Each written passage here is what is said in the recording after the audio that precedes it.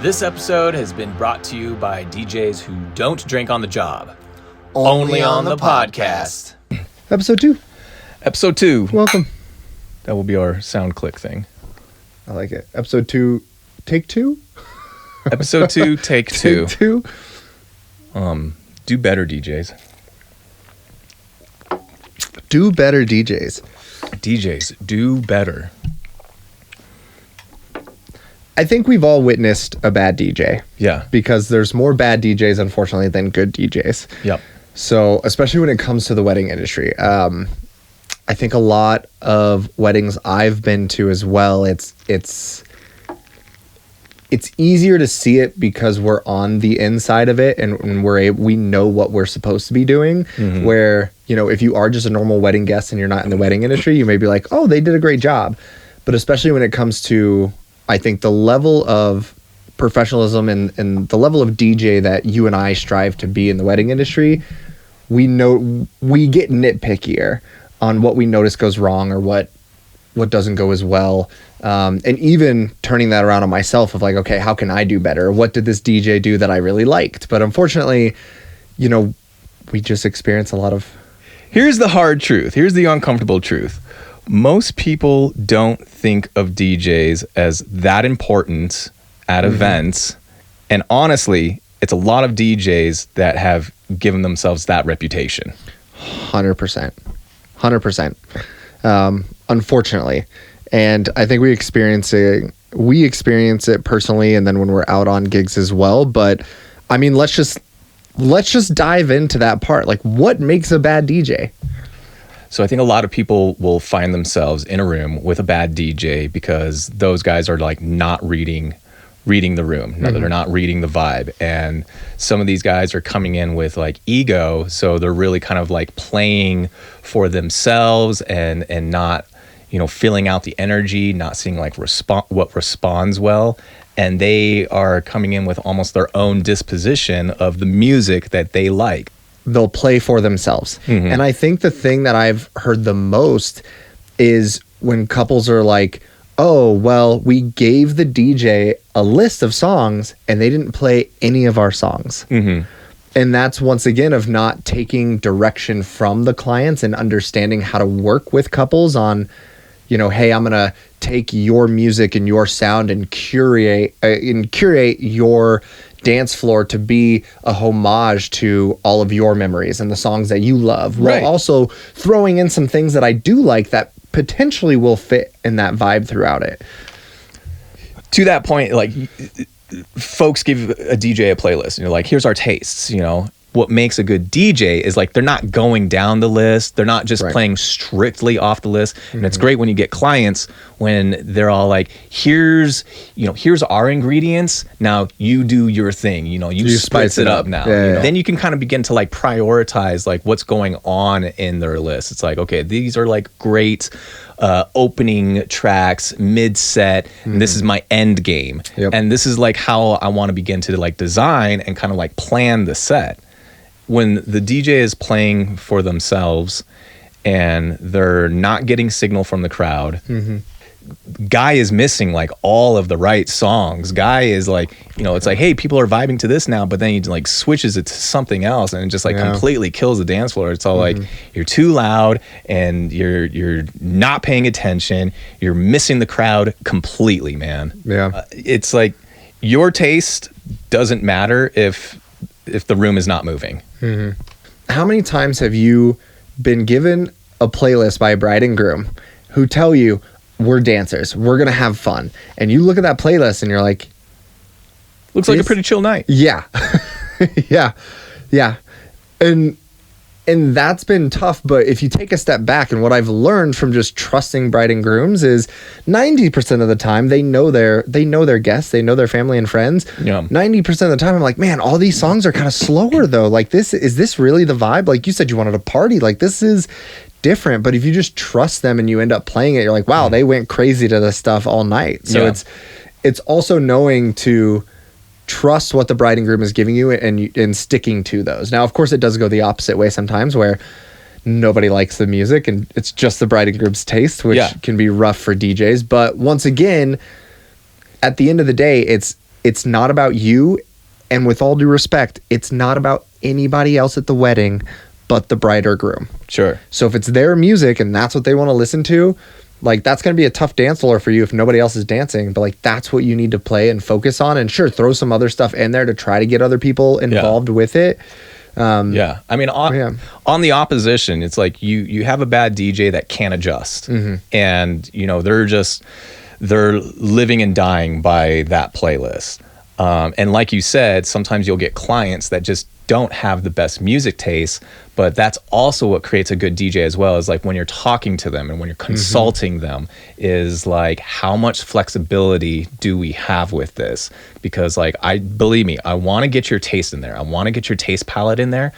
But we want everybody else to have fun too. You want people to have fun at your wedding. It does come down to like pleasing the bride and groom as well. But what's going to please the bride and groom is that everybody else had fun at their wedding. Absolutely. It is, you know, it's far and few, and definitely have had those clients where they're like, well, we just don't care. Like, we like what we like, you know. This is just an overglorified photo shoot for us to put onto Instagram. Our guests are just get to be there, you know, and it's lucky for them that they're there.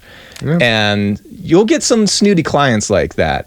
But again, you know, we always want to like work with the people that we want to work with, and it can be good DJ, it can be bad DJ, it can be a good client, it can be a bad client, but also it takes a good DJ to be able to kind of curate and cultivate kind of this relationship with the client, allowing you to be flexible in again, the trust. It's all like, I'm taking your preferences, bringing my expertise to make a well-rounded event for everybody. Again, you are the focal point. With like, we're centered around your taste profile, but then we want to be able to expand on that and really try to allow everybody else to have a good time. Absolutely.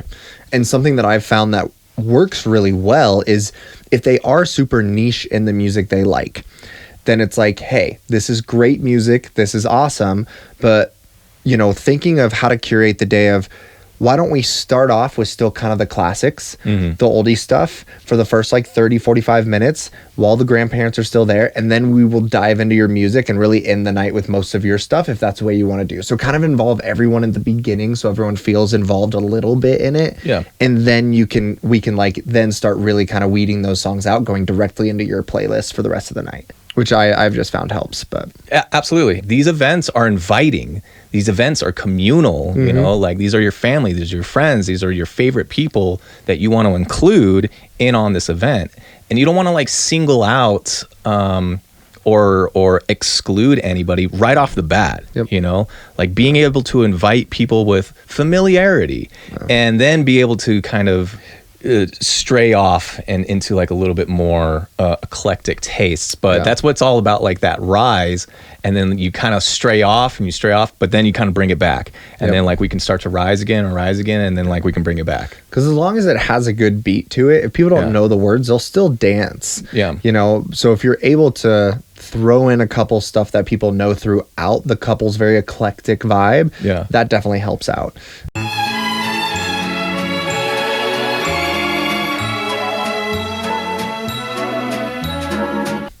You know, another thing that I think makes a bad DJ is just, and this is where I might get a little heat from some other DJs, because there are some great other DJs out there that do this, but it's just not my taste, is the very cringy, cheesy mic work. Everybody, it is time for the toast with butter and jam.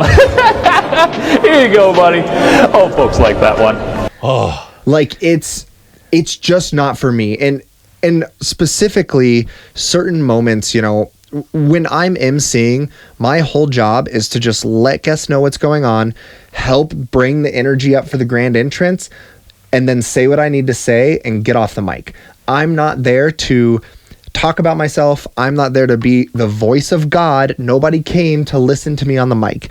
Like, I like making my announcements where I get everyone's attention. I say what I need in a very clear, short, very, you know, this is what's going on, and move on and get off the mic. And one of the other parts that I don't do very often, which and I've tried, but it still just feels awkward to me, is when I start DJing, I don't touch that microphone. I let it go. Unless I have to make a shuttle announcement or a late night snack announcement, fine.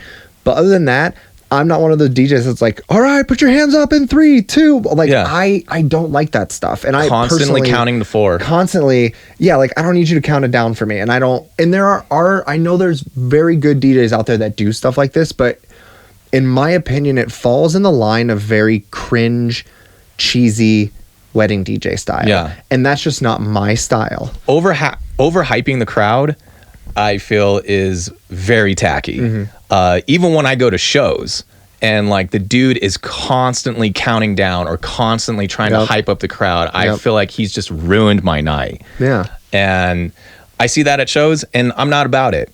I see it at any other place, I'm not about it. And it's definitely not me. Like again, you know, when I start DJing, you know, I'm letting the music speak for itself. Absolutely. Now it's time for a different kind of interpretation. Yes. You know?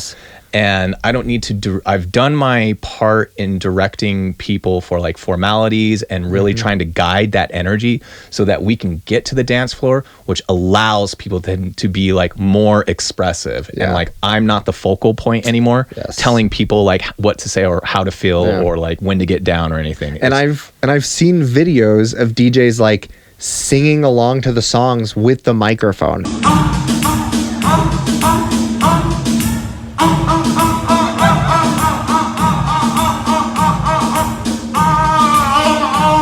And I'm like, what are you doing? No, thank you. Don't do that. It's the only time that I've found to shove those in there are very tasteful moments. And the only time that I've done it, which I like, is usually for weddings, the bride and groom choose their final last song. And what I'll do is, like, depending on the song, right before the last drop of the song, the main chorus, the build up to get everyone hype, that's the only time I'll get on the mic and be like, put your hands up one last time for the new Mr. and Mrs. And then the beat drops, everyone's screaming, and then they go crazy for the last 30 seconds of the song. Yeah. But that's the only time. It's the continuation of just talking through the dance floor that I don't like. Not about. But, and I've seen other ways too. It's not just the dance floor. It's like when you emceeing is 90% of the DJ's job. It's so important and you have to be good at it, clear, concise. And I see a lot of guys who will, even for grand intro, you know, like tell stories or try to involve themselves in the family dynamic that's going on. And personally, to me, I don't feel like that's our place as DJs. If you're a professional DJ, you're not doing that. Yeah. Some couples may like that. And once again, I know that's why I was like, I may get heat for this because there are some DJs out there that do that. And it's like, look, it's not a lot of shade, but it's, in my opinion, and from what I've heard from a lot of other people out there, it's cringy. It's cheesy. Yeah. Nobody wants that. We're not there to give advice. Right. They don't. I'm not going to go up before toast and before I welcome up the first toaster. Like, well, and to give you guys advice before we start off today. Like, nobody cares. Me and my wife. Nobody cares. Nobody cares. It's not about you. You're a DJ. We are there to direct the day of events and make sure it runs seamlessly without being the center of attention. Because the center of attention should always stay on the bride or groom. Mic work there's cringe mic work and then there's excellent mic work. You know, keeping it chic, keeping it stylish, keeping it what looks simple and keeping the vibe flowing like effortlessly. And grand introduction is definitely like a good time to like have like that impression onto the crowd. And it's like, you know, we want to make it short and sweet, but we want to be able to like grab attention without being like overly like, hey everybody, how's everybody doing? I can't hear you one more time. I thought you were excited. Let me hear you one more time. Oh, yep. Okay. That was pretty good. Now, I thought we were here at a wedding and and it's like, dude, just move on, man. Like don't bring out the radio DJ voice, you know, like make the announcement, bring it with some style, you know, but don't make it like cringe style. And so again, grand introduction is like a great way to make your impression on the party, get everybody like hyped up and energized without like being so extra on everything. And if you can nail that, you have won the crowd for the rest of the night. You know the one I hate? If you can hear my voice, clap 1 time. If you can hear my voice, clap 2 times. If you can hear my voice, clap 3 times. All right, ladies and gentlemen. I'm like, that is like elementary school. Like, it's so cheesy. That to me, like, if I'm at a wedding and I hear a DJ do that, my head immediately drops. I'm just like, I'm not clapping. Nope, I'm not a child. Yeah. Like, no, nobody there. Like, I mean, it is something to get like everybody's attention in a room full of people that are like talking and like, you know, chatting with everybody. I'm like, I understand teachers walking in the classroom now like class, all right. Right. But like, you know, you're on the microphone, and again, I'm not trying to be like the over excessive guy and everything, but I am grabbing people's attention, and I'll take my time with it. And it's basically like, ladies and gentlemen, thank you so much. Welcome everybody. Thank you so much. Welcome everybody. Appreciate you being here. Thank you so much. And I'll kind of like make a little humorous out of it by like kind of just keeping going with it. And so like everybody over in the front can hear me okay. And everybody's like, yeah. And it kind of just people began to catch on. Yeah. And so like really quick, you know, everybody in the back can hear me okay. All right, great. Thank you so much. Folks, welcome. We have a great night planned for you. And then you got them. You know, without being like, ladies and gentlemen, hey, ladies and gentlemen, welcome. Hey, folks, if you can hear me once, you know, 1, 2, 3, eyes on me, 1, 2, 3. Yeah. Okay, never mind. Yeah. And the one that I've switched to that I personally like is you walk out and you're just like, good evening, ladies and gentlemen, on the mic. You're loud enough to where you know everyone can hear you, and it's just, you know, who's excited to be at so and so's wedding today. And you'll get a couple people to cheer, and it's like, all right, I said who's excited, like you get everyone into it, and it's like great, and then you move on. But when you continually try to do that, or when you drag it on too far, like I believe the grand intro needs to be 30 seconds max. To grab their attention. And there are different ways to do it tastefully without doing those cheesy gimmicks, or like you said, the game show host the voice kitschy quips. And the probably most generic, you know, microphone voice or microphone saying is, alrighty then. Oh man, I do that.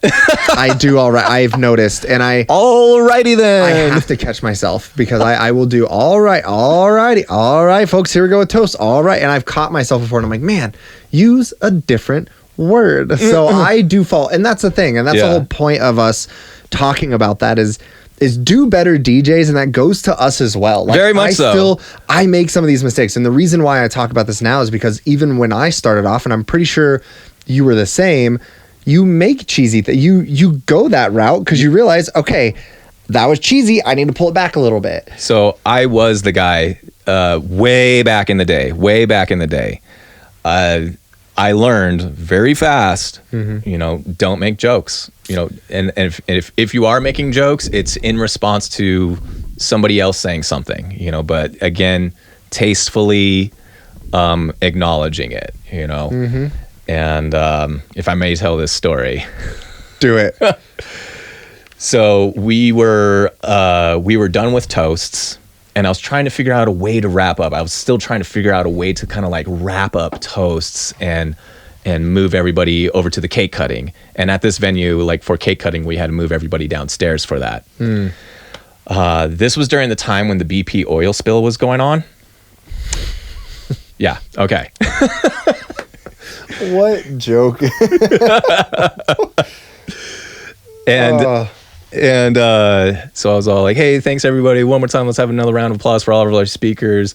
I'm like, so I heard something funny. You know, what was it? Did you relate marriage to the oil spill? a little bit. Oh yeah. Okay. I remember. Oh gosh. Okay. I'm trying to remember this. It was so long ago. Oh God. I was like, hey, one more time, a round of applause for everybody. all of our speakers.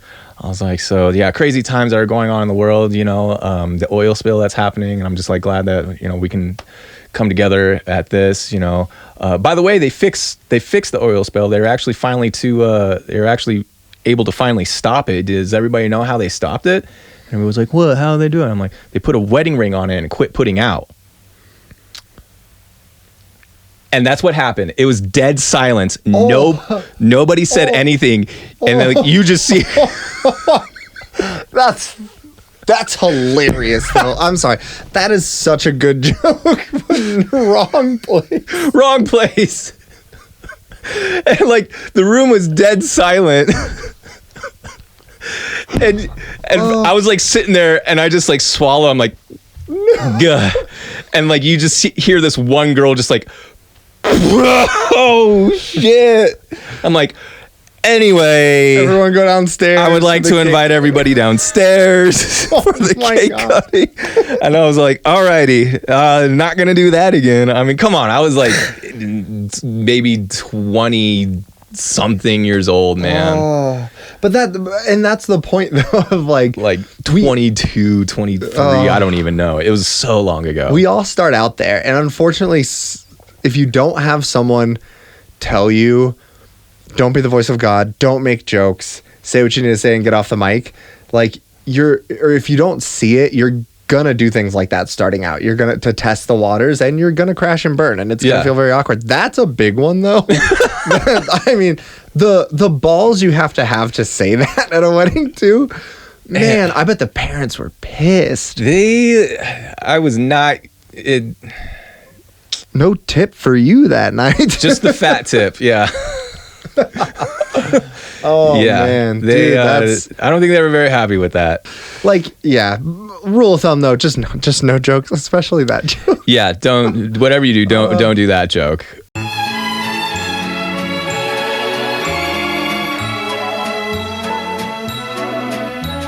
I mean, what makes good DJs is good transitions. Yep. Good transitions, no doubt. And you get guys that just are little to no transitions whatsoever. And I'll definitely hear stories from like vendors and so like, oh, you know, at the end of the night, they'll be complimenting me and be like, loved your transitions, loved how you mix the songs. You know, like, it's funny. We had a guy in here last night, or we get a lot of DJs. It's like, they don't do anything. And it's like, they let the song play, it fades out, and then they start the next song. Press play on the next. And they're all like, wow, dude, like, no effort there. Well, and on that note, there doesn't have to be a lot of effort. We're not looking, you don't have to do the craziest transition. Totally. It's just simple transitions of beat matching, echoing one song out, keeping the next song riding, or just simple bass swaps. Like, it's just the very simple, you don't have to do a crazy backspin high pat. Yeah. Like, you don't need all that. You don't need to be like throwing out all of your sprinkles and no Sunday. Absolutely. You know, like all in like the first 30 minutes of a show. It's like, it's either, okay, so not saying that they're bad DJs, but it's like you have all the fancy tricks in the world. It's like scratching here, scratching there. It's scratchy, scratchy, scratch. I totally respect those skills. I absolutely respect those skills. But again, we're trying to like guide the vibe and create the vibe. And if it works in certain sections, great. But it's like, use it tastefully. So there's the two extremes. Nothing, no transitions, no fanciness, overly fancy, too fancy, all sprinkles, and it's like you're missing kind of like all of the sundae. You know, like no ice cream sundae. It's just like, here's a bowl full of sprinkles. Yeah. And it's also, again, with song selection. Yeah. So like, you don't want to be like throwing out all bangers like right in the beginning. Maybe like a banger here and there, like give them like a little taste of what's to come. Yeah. But like spread that shit out, you know. And it's foreplay for a reason. Yeah. Yeah. 100%. And I will even make jokes to my couples of like, look, I'm not going to start off your dance floor playing WAP. You know, there's a place and time for music. Like, you don't want to start off the dance floor raunchy. Where are you going to go from there? Yeah. That's a late night thing. You don't want to start off with just 10 bangers in a row. Yeah. And it's like, okay, like, where are you going from here? Crowd is fatigued. Yep, already. And you got a 3-hour dance floor and they're tired within 20 minutes. Yeah. Like, great job. So it's knowing when to play certain things and when not to play things, which as a professional, also knowing that sometimes that gets tough, because sometimes, and I know you've probably had weddings like this, where you're 30 minutes into a 3-hour dance floor and the bride and groom come up and they're like, we're ready to get ratchet. And I'm like, we got 2.5 hours. We got a long time. It's 8:30. And we're in the middle of July. The sun hasn't even set yet. You guys are still going out for sunset photos. Right. Like, you guys are still doing something. It does become a little frustrating when they're all like, we're ready to go, like right now, you know? And so like, it's like, we got a lot of time to fill, like patience. Yes. And patience has become is getting harder and harder to come by. And like you said, it's all about trust. It is all about trust. And like the clients and guests need to have the patience to trust what you're doing. Yep. And it's some of these little subtleties, like the grand introduction, you know, good mic work, even playing like the first 2-3 songs with great transitions, subtle transitions, you know, to like, it gives like those subtle impressions, like you know what you're doing. The crowd now trusts you to do your thing. Yep. And that trust thing is, I think, really huge for DJs to build with their couples, because that's always my job, is to build that trust to where, like, we have 3 hours, I'm gonna ebb and flow, and if they're antsy and they're ready, that's good. I kind of want you to be there. Like I'm building that anticipation. The tension, I'll give you a little bit of it in the beginning, but my goal is that last 30 to 45 minutes of the night, especially if it's a 3-hour dance floor, even if it's a 2-hour dance floor, the last 30 to 45 minutes, we're going hard. I'm hitting you with all the bangers, all the 2015 EDM classics, all the, you know, all the things that you want of your top songs, because I want to end the night on a high point. And so it's just building that trust with couples is huge as a professional to, and hopefully you've done that throughout the planning process. So I think part of what makes a great DJ as well is, what is your planning process? Is it just like, it's like, hey, here's this, fill out an online portal, I'll see you on the day of. Yeah. It's like, okay, are you doing, you know, are you doing planning calls? Are you doing planning meetings? Are you doing in-person meetings? Are you doing just phone calls or video calls? You know, I think you can tell a lot more from a couple on a video call than a phone call. Yeah. So it's how much work are you willing to put in beforehand to make sure your couple trusts you, so that you know you can do your job at the end of the day. So. And it's that kind of preparation that then makes us good leaders in the event.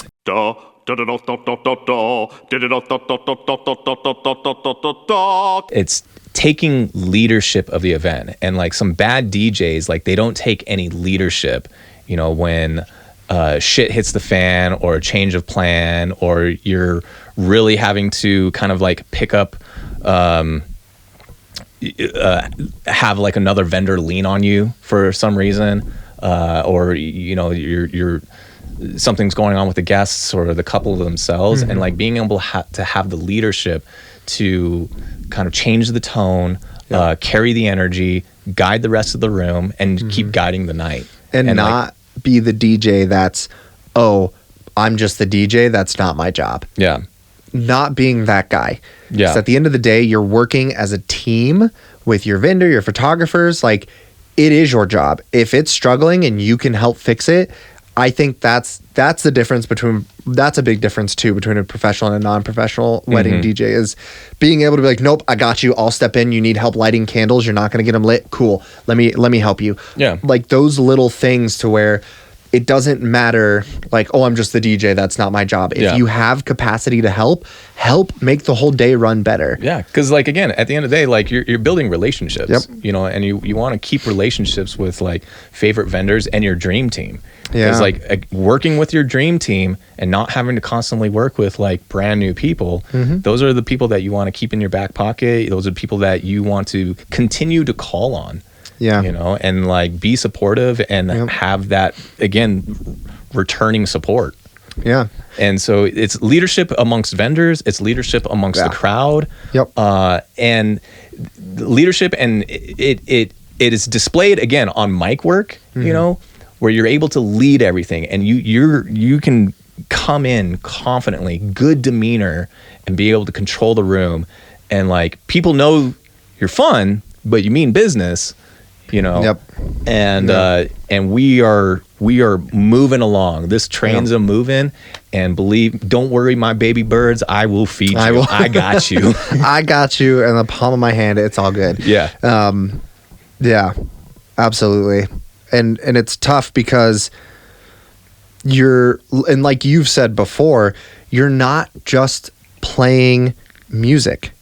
You are directing the experience. Mm-hmm. That is one of the biggest things that DJs do is, you know, and we've kind of touched on it a little bit, is we will, you know, couples will spend $10,000 on flowers, on the visuals, and they take years to plan their day.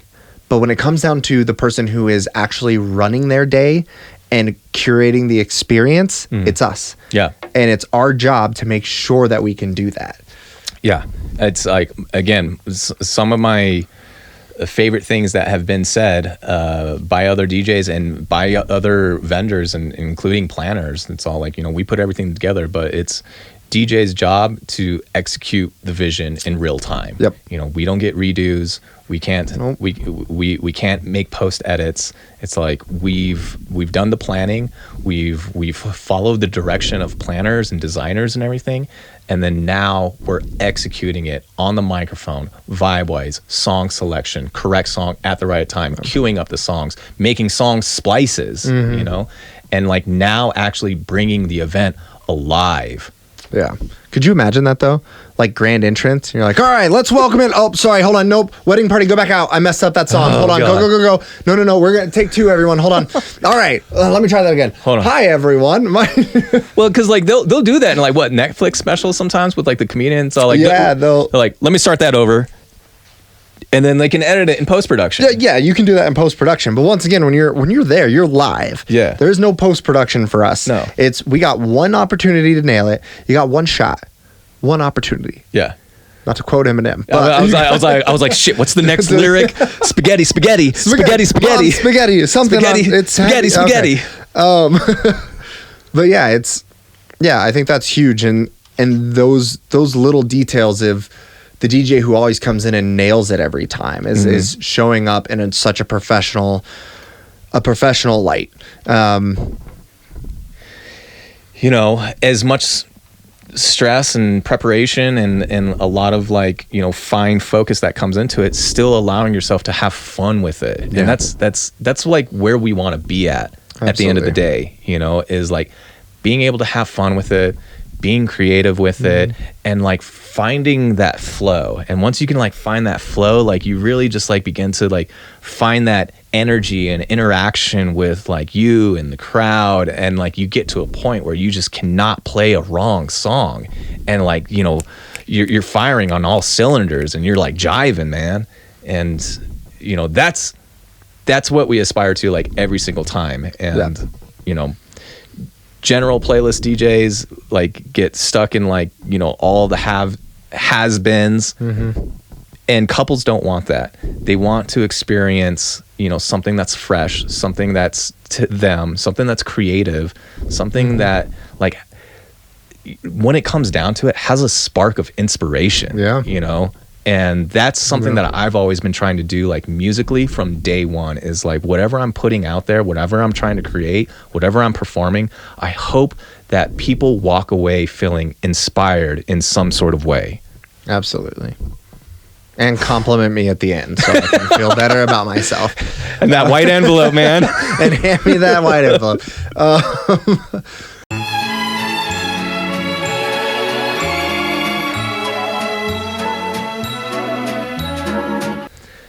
Something that you've mentioned, and then you just had a meeting with a coordinator who mentioned the exact same thing, which is, and so it doesn't just go for DJs, but it almost goes for a lot of wedding vendors, is that the industry has no gatekeepers.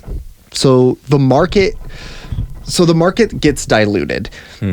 And what I mean by that is there's not a certificate that you have to get to become a wedding DJ. There's not schooling. There's nothing to become a wedding DJ. Anyone can buy a controller, buy a laptop, and say, hey, I'm a wedding DJ now, and just start charging. Yeah. So there's no barrier for entry, which allows it to be so diluted to where you see more bad than good, because there's not an industry standard. And this is why DJs have a bad rap. There's really not like a nation standard to be a professional that gets you bona fide, other than just good reviews, good reputation, and going from there, which can take a long time. But time. It's like that's a lot of time. Is your experience. Yeah. The thing is like, yes, I've done a ton of events. I've been doing it for a long time, but it's been a long haul. It's been a long learning process. When I first got started, I started with like one of those more kitschy companies, and they had their shtick and whatever. And so it's all like, that was my introduction to it. It wasn't until like later on I started to like realize, I'm like, this is not a good vibe, not a good jam. That was a long experience of trial and error. And, there was definitely some experience I was getting that to help me develop some of these skills to better execute these events and come in with a better demeanor and not so kitschy and not so cheesy, not being like the awkward guy on the microphone, not having like bad mic work. Not being like a weird presence, bad joke, Coach Steve DJ Bendejo on the microphone. School nurse Coach Steve Bendejo in the house. Pew, pew, pew. So yeah, a lot of DJs have a bad rep because a lot of people think, especially when it comes to wedding DJs, that all we do is press play. Whatever this button does. They have that Spotify mindset of like, that's all you're doing. And so, the next thought that they have is like, well, I can just make a playlist. Yeah. Like I don't need you for that. So like, I don't need this because I've once again experienced a low barrier to get into this industry, and I've experienced more bad than good. Right. That like, why do I need a DJ? Right. But a Spotify playlist doesn't read the room. 100%. Yeah. So sure, you can have a Spotify playlist, but you're again going to need the person that's going to like get all the equipment, set it all up, make sure it's in working order, guide the room, MC the night, in being able to direct and take that leadership that we talked about. Yeah. And then you can go ahead and plug in Spotify. That's great. Another reason why I think DJs have a bad rep in the industry is it's not just from couples and guests who have experienced a bad DJ. It's also from other vendors. Because out of all vendors, I think DJs have the worst rep in the industry. And we do. And a lot of it is you have to work well with your team on the day of, because the amount of coordinators who I've met who don't trust DJ, so they're a little more reserved with you, or they have to be micromanagey with you, and whenever I feel that from other vendors, I immediately go, man, you have had some rough experiences with DJs in the past, and I know I have to handle this with kid gloves until I show you with my actions and how I run weddings that you trust me. And normally throughout the process, at the end of the night, they're coming up, they're like, wow, yeah, you are so great to work with. And you can always tell who they are when they're trying to like tell you exactly what to say and tell you exactly what to do when they're like micromanaging. Yeah, the amount of times I've heard from coordinators like, oh, they didn't want to make any announcements. Like you walk up to a DJ and they're like, oh, I don't make announcements. What is your job? What are you doing? Okay, so this is a coordinator who reached out to me the other night, and she said that I can share this. This is someone who I have not worked with her in particular, but we are in kind of a close friend circle now. Yeah. She texts me on Saturday and she goes, DJ question, exclamation point, exclamation point, which immediately I think, oh boy, what are you going through right now? And I say, DJ answer. And she goes, do you run speeches or make your coordinators? So obviously I think that's a dumb question because that's an obvious to me, but that already tells me what she's going through. And I said, I run them. I go to everyone giving a speech and tell them where to stand, how to hold the mic, don't forget a drink, and who they're passing the mic to. I also help calm any nerves if anybody is really nervous, you know. That's when I crack a joke. It's just one-on-one personal. Yeah. You know, that's when I'll tell them, like, look, don't picture anyone in their underwear. It never works. And then they laugh a little bit. Try to be like, hey, don't worry, just focus on the bride and groom. Give them little hints there. And I told her, like, it helps everything run so much smoother. I do the same thing with the grand intro with lining up the wedding party. I do that. And she goes, I love you. Yeah. The DJ we're working with tonight is so dumb and so rude. And I was like, oh my God. And I was like, okay, so like, what's going on? Yeah. And she was like, he almost refused to run speeches and was like, I'm ready. I have to stand here and change music so you can go round everybody up. What are you talking about? Like, and so, right. And she was like, and so we were like, no, that's your job. So then he gave us attitude and he just gets on the microphone and makes an announcement and says, whoever's making a speech, please come to the DJ booth. Whatever. No, you should already know who... You seek the people out that are giving toast. Like, you should already know beforehand who are giving toast. Go and prime them. Go and 100%. have like a little powwow with them. It's like, so I hear you're giving a speech. You know, that is so unprofessional and just very rude from the jump. Moly. And the only time I have ever made an announcement for everyone to come up to the booth for me to talk to them about speeches is because they had 10. Oh. They had 10. I did not have enough time to go through every single person. Oh, wow. So, and even the couple was like, no, go ahead and just invite everyone up. Like, that's totally fine. Yeah.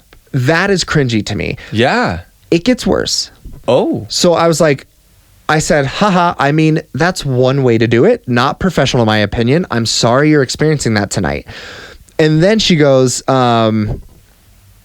know, I was being a little curious. So I was like, curious, like, who is it? Like, if you don't mind telling me. And so it's a solo person, but they're on, and this is a big venue up in the mountains, and they're on the preferred venue list. And I'm like, how in the world did this person get on the preferred venue list? Right. And they said, and then she says, well, it sounds like the photographer and him have worked together a few times, and they've always had problems with each other. So once again, he's not only not working well with the coordinators, he's now not working well with photographers. And so I was like, wow, this dude doesn't work well with a team. And I was like, okay, you know, I literally told her, this sounds like I don't work with a team. You know, they didn't pay me for that mentality of, nope, I'm here to do my job. I'm not here to work as a team. And then the part that really got me is she was like, he told us that he doesn't do timelines because they always change. And she said, sir, the head coordinator and I run a very tight ship around here. And I was like, what do you mean you don't do timelines? Like, that's like, I understand that they change and they're an ebb and flow, but like, you gotta have guidelines. You gotta have guidelines. We talked about this. And so I'm just like, wow, this guy is, and she's like, he's been atrocious. And that's when I was like, wait, how in the world did he end up on this preferred vendor list? And I was like, you know what? Maybe I'm giving him the benefit of the doubt. And maybe he's just a really good DJ. Maybe he's having a bad day. And even if you are, we've all been there. This is not the place to bring it into. This is the one industry where if you're having a bad day, you drop it immediately when you walk in. You put a smile on your face and you fake it till you make it. Yeah. And so I was like, I don't know how he did that. I was like, maybe he's just a kick-ass DJ, not so much an MC or a professional. And she goes, LMAO, apparently he used to work here for HR. So once again, going back to the barrier, the entry level of like, but then again, that tells me, okay, why in the world would that venue allow this to happen? Yeah. Like, you just hired someone from your HR who has no experience. Maybe he has some background in music, but obviously not that well in professionalism. Yeah. But you are allowing him now to be a preferred vendor on your list. And she told me that they had talked to him and been like, they told the venue, like, hey, be careful with this one because he's not a good one. And then she replies, oh, and no, he's not a good DJ. His mixing is mid at best. I mean, honestly, the barrier, the barrier to entry, even dependent on venues, is about as volatile as Bitcoin. Yep. Because you wonder how some of these people get on preferred vendor lists. Absolutely. Some of them have high standards. Some of them have low standards. Someone are just looking for people to be on the list. Exactly. And they're all like, oh yeah, again, you seemed like a nice person. You actually came and approached me. Yeah. And it's like, we'll be happy to put you on. It's like, but you suck as a person and as a DJ. Exactly. You're great at like the hi, hello, can you put me on your vendor list? But other than that, it's just like you suck at everything else. Yeah. This is the difference between hiring a good DJ and hiring a professional DJ than getting a price that's, he's only charging us $1,200. You're going to get $1,200 worth in Colorado. Yeah. In another state, $1,200, that's probably a really good price for a DJ. But Totally. in Colorado or LA, $1,200. Markets are going to be different. Markets are different. Pricing is going to be different in different markets. Absolutely. But I had to text her the next day and be like, hey, how did the rest of the day go? And she ends it with, he stayed out of our way and we stayed out of his. He didn't really MC at all, which is half the job. Absolutely. And those are the frustrations that we see when, once again, do better DJs. Yeah. You have to have a level of care. And there was a certain point where I was like, all right, I'm trying to give this guy the benefit of the doubt. Maybe he's this, maybe he's that. You know, maybe he's a really good DJ and he's newer into the wedding industry, but he's not even a good DJ. He's not MCing. He's not working well with the coordinators or the photographer. He's not trying to follow the timeline. Yeah. Like, yet you're on a big venue preferred vendor list up in the mountains. Right. When a lot of us who have worked really hard to create a good reputation with people aren't. Right. And you said it, man. You talked about like price, professionalism, and skills, and what was being sacrificed.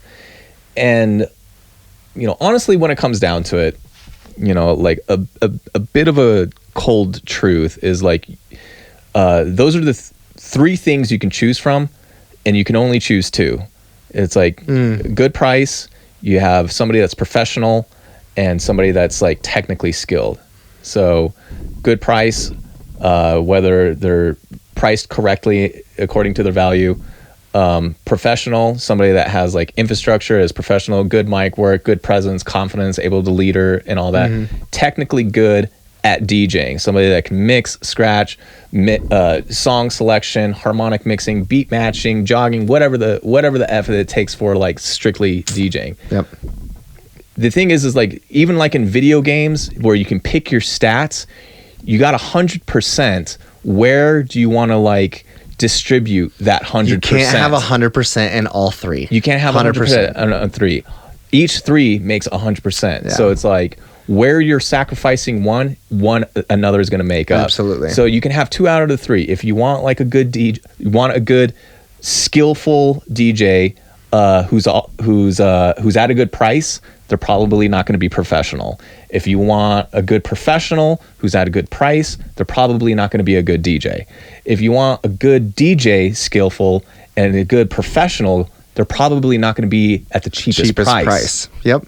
And it really is in this industry. You get what you pay for. Yeah. It really is. And if I had to ever encourage people to go in a certain direction, I've seen high-priced DJs that are extremely professional, and they're not the best skilled DJs, but they still make it happen. They make it happen, and they do a great job. Yeah. And that would be the direction I'd push you in if you don't want the whole package and you don't want to pay that price.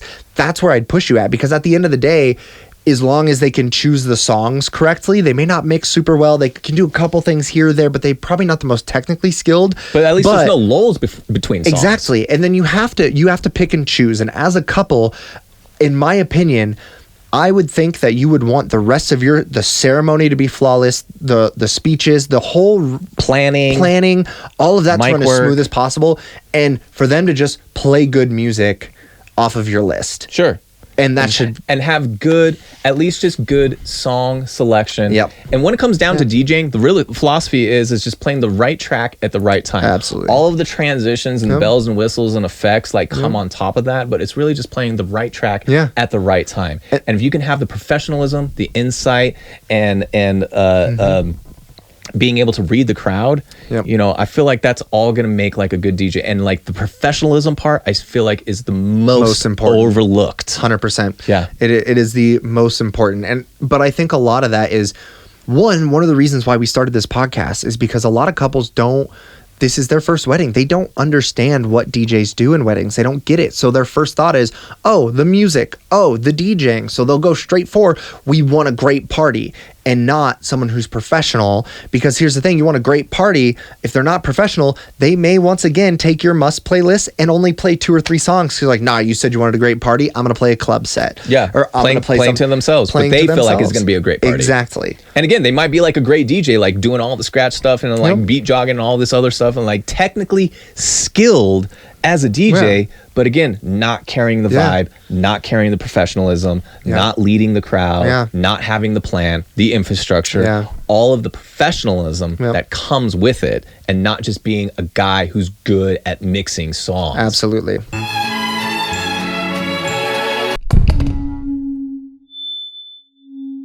Okay, so closing take after everything, we've kind of talked about, I think that people don't underestimate DJs because the role isn't important. I think that they underestimate DJs because most have never experienced a truly great one. And once they do, it completely changes how they view an event. It completely changes everything. Completely changes everything. And really, once again, it comes down to the triangle of pillars of the good price, professionalism, and skill.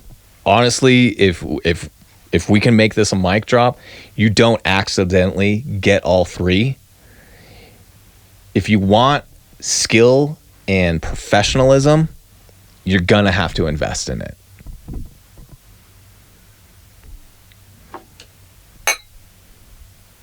Salud.